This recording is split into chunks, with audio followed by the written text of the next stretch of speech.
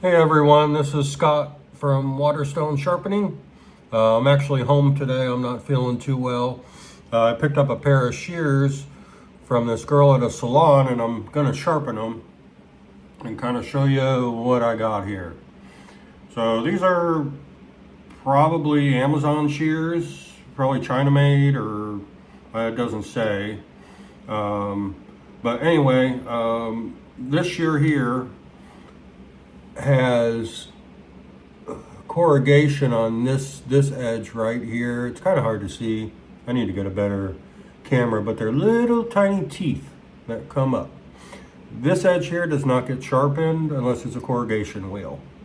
When you take that off, you're going to mess up the cutting on these shears. So the corrugation we're going to leave alone because it looks good. I don't see any nicks or anything in it. You feel they're a little rough. I kind of like to open them, shut them slow. You could feel all the little roughness in here. So let's get to sharpen them. So what I like to do is, of course, disassemble it.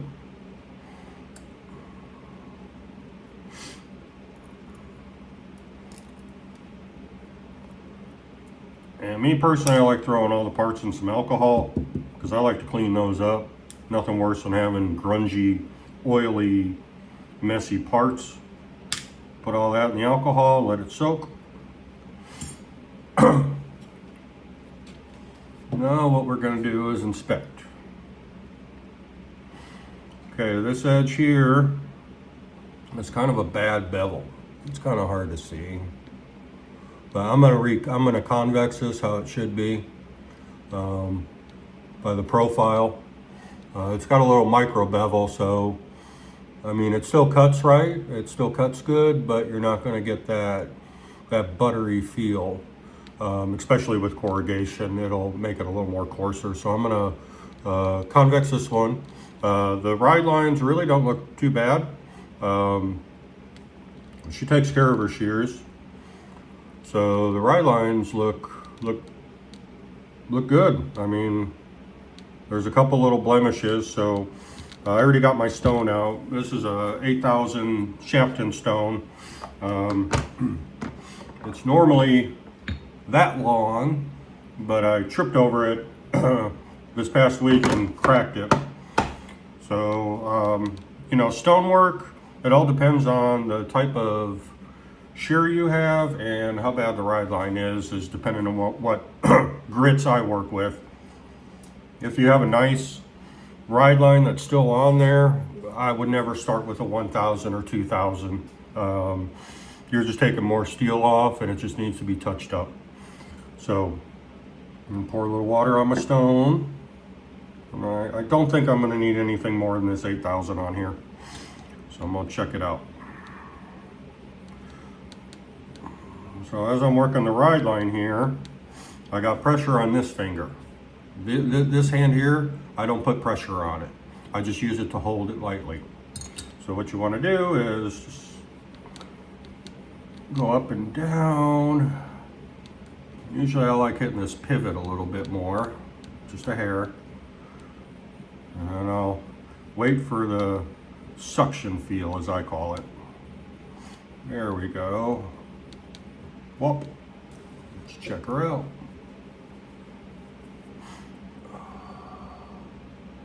Yeah, much better. I don't know if y'all can. There we go. There's the ride line. Oh, nice and shiny. All the way down. This is the corrugated blade. And this one here is the non-corrugated. Same thing on the ride lines.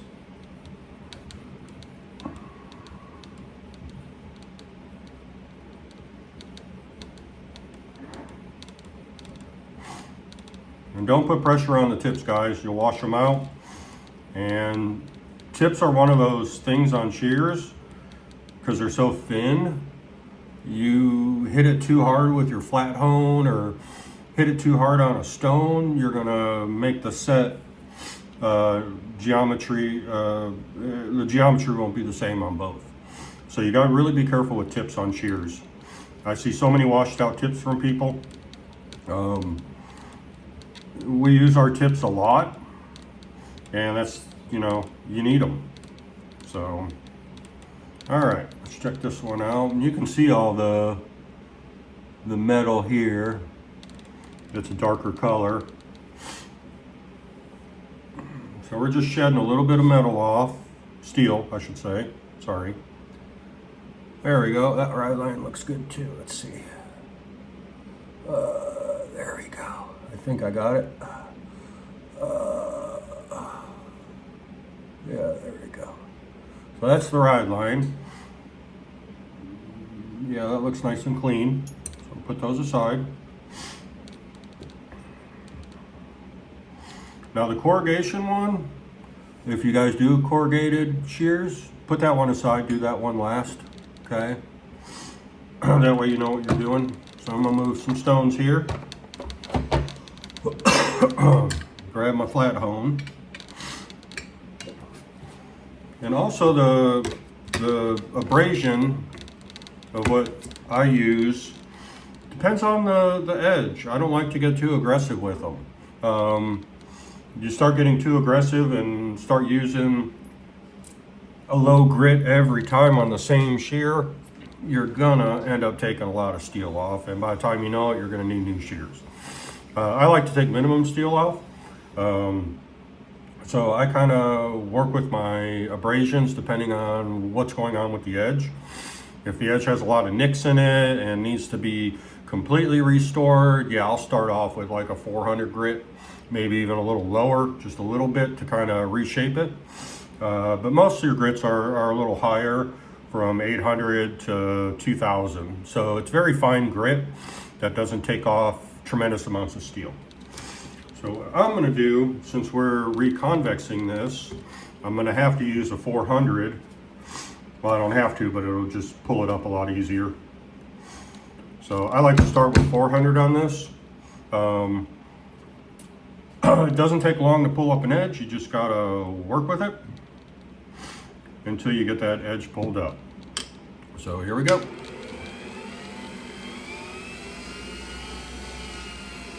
Usually I listen for the sound of the machine at the RPM that I like. I like a nice smooth feel. There we go.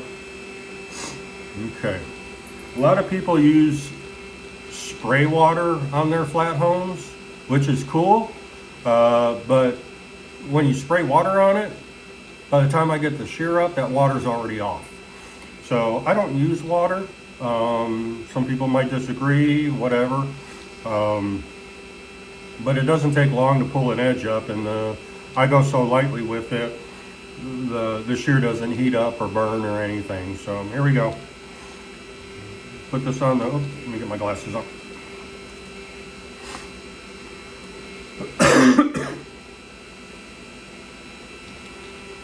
I'm gonna put this on the profile like this. And what I'm doing now is I'm working off, or I'm working that bevel down real lightly.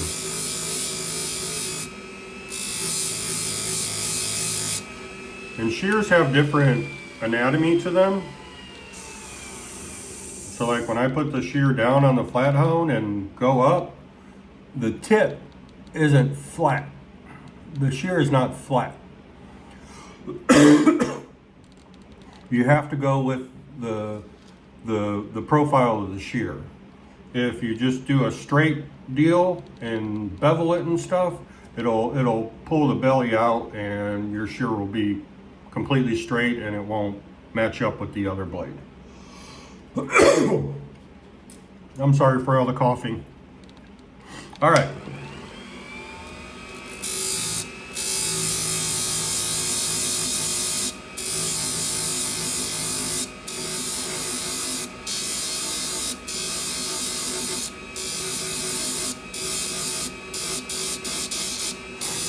This is a clam-shaped edge.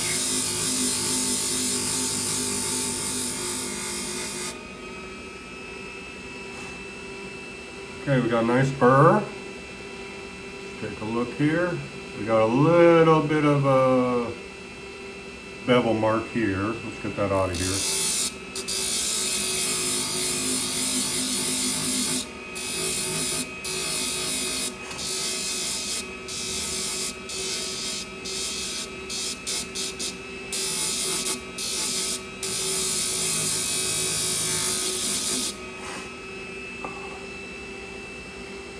There we go. We got a nice spur here. Hang on.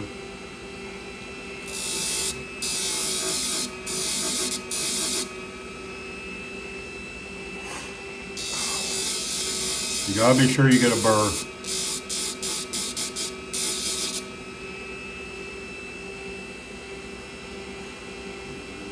A little bit more work down on this side.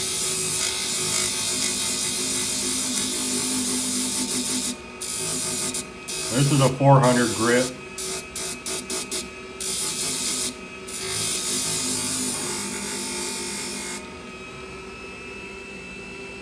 There we go. All right, now we got a convex edge on here. It's hard to see.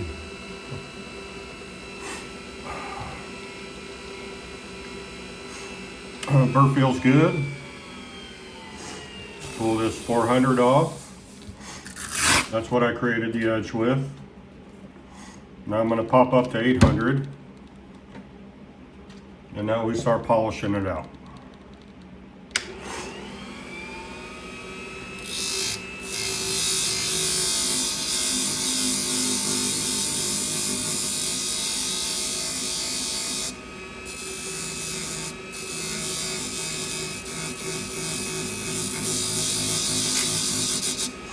And there's a feel to it. You can feel the clam shape once you start molding it.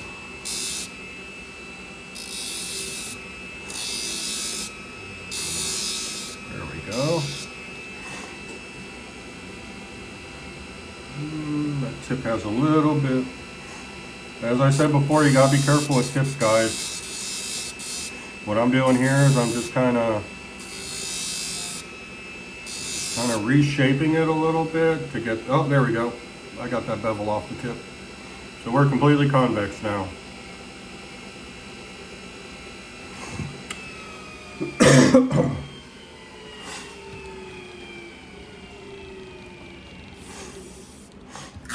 Now I'm going to use my 100, or 1,000, I'm sorry.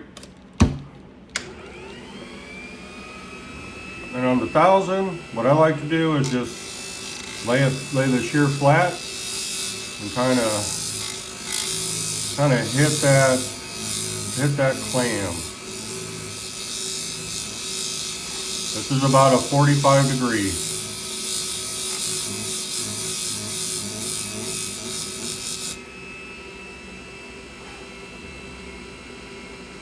Perfecto. Now I'm going to use a 1500.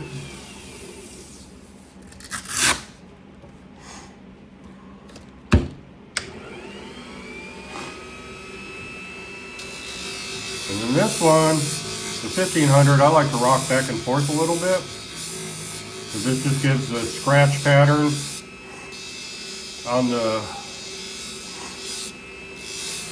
gives the scratch pattern more of a finished look instead of all over the place.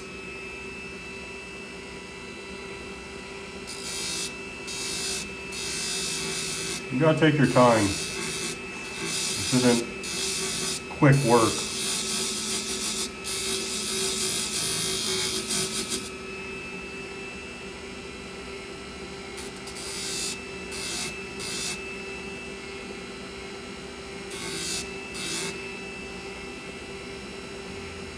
Nice. Okay, now I am done with the edge work.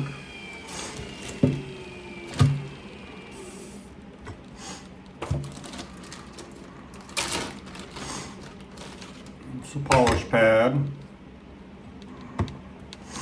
Now people have different ways of removing burr. What I like to do is I like to take a microfiber towel, Ta-da!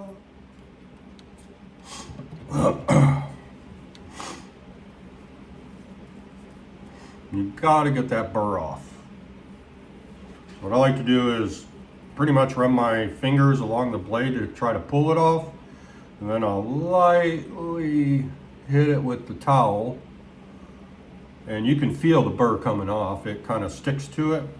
And then what I like to do is go with the profile and bring my finger up and over like a clam shape. And what this does is it helps pull the rest of that burr off.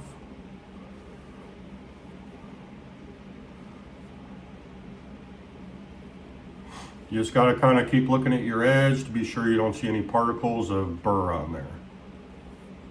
So once I get done doing this, then I use my handy dandy leather piece that my friend Mike gave me, who's a sharpener as well. Does great work. But this helps remove the burr too as well. Very lightweight on the edge. And once I remove the burr, then I polish. So I'll start off at a kind of a lower speed, and I'll put the whole shear on it, and I'll bring it back and forth. I like to do the outer.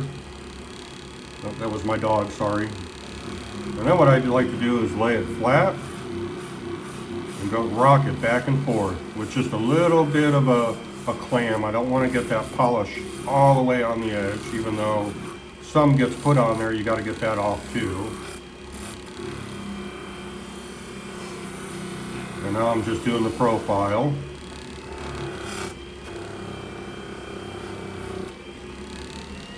And I'll turn it up. Just kind of do one pass. There we go. And let's do the other side.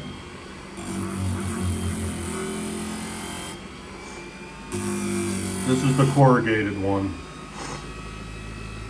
And this one here, I'm just going to rest it on the profile and polish it. I'm not going to rock it because of the corrugation,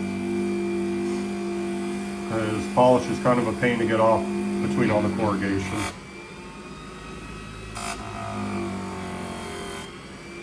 All right.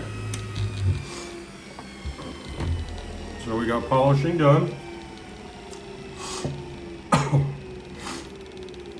And it's time to wipe off the polish. Got to get all that polish off to a mere finish. And same thing, I like to kind of lightly graze that edge to be sure there's no polish. Then you got to look at it to be sure you don't have any polish on it. This is the corrugated blade, by the way. Look how shiny that is now. Hey, look, you can see right through it. Let's wipe this one off. This is the edge that I did, the convex on this one. Now I'm looking at it, be sure I got all the polished particles off and all the burr, which it looks all removed. Oh, nice and shiny. All right. So now it's time to put the shears back together and test them. So here's all the pieces.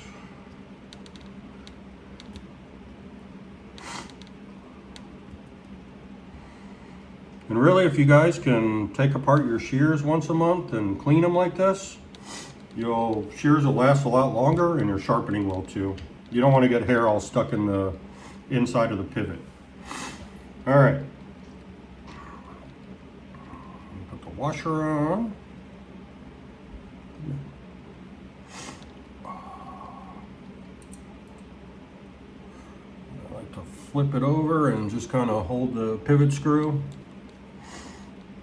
Put a little oil in here.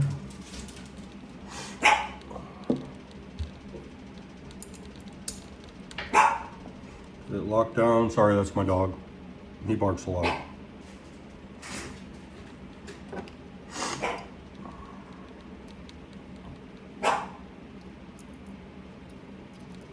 Now be sure that clicker plate's really in there good.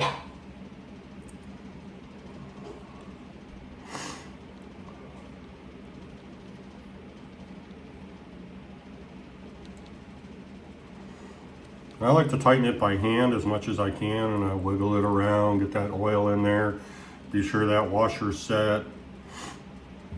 And then what I like to do, I carry perm papers with me in my back pocket every day. So yeah, there's a guy out there that carries perm papers every day. But perm paper, to me, works better than toilet paper. And bringing toilet paper into salons, I think, is just kind of tacky, I guess, a little bit. Perm papers work great. They're a lot easier to bring around and stuff, but here we go. I'm gonna do a dry cut with it. And what the dry cut does is it helps remove any more burr. So I'll take one perm paper and just lightly cut it up. And then I'll open and close, and yeah, it's smooth now. There's no burr left. So then we gotta set them. So what you wanna do is you wanna hold your tang side, the tang for your finger. You wanna hold that down and take your handle and bring it up at a 90 degree and wiggle it and drop it. Okay, that's just a hair bit too tight. I'll loosen it up a little bit.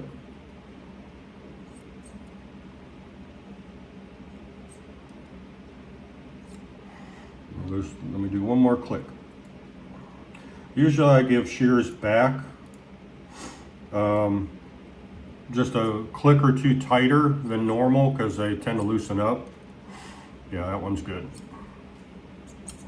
So then what I'll do is I'll just cut off another little corner of this to be sure it fits in my water, and then I'll dip it in there. Here we go, the test. Let's see. Let's check out the tips. No problem. No problem. These bad boys are sharp as can be. No problems with the tips. Every part of the shear is just cutting super, super good.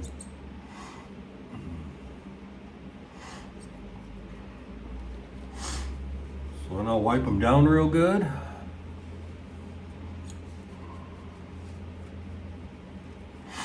And check the tension one more time. It's just a hair bit tight, but it's still flowing. What'll happen in about 4 or 5 days when she's cutting, the tension will set itself and they'll start shutting about right here. I've learned that over the years to tighten them up a little bit more, because over time, especially with this kind of pivot screw, they kind of want to loosen up a little bit. So these things are ready to go. Boom, boom, boom, boom, boom.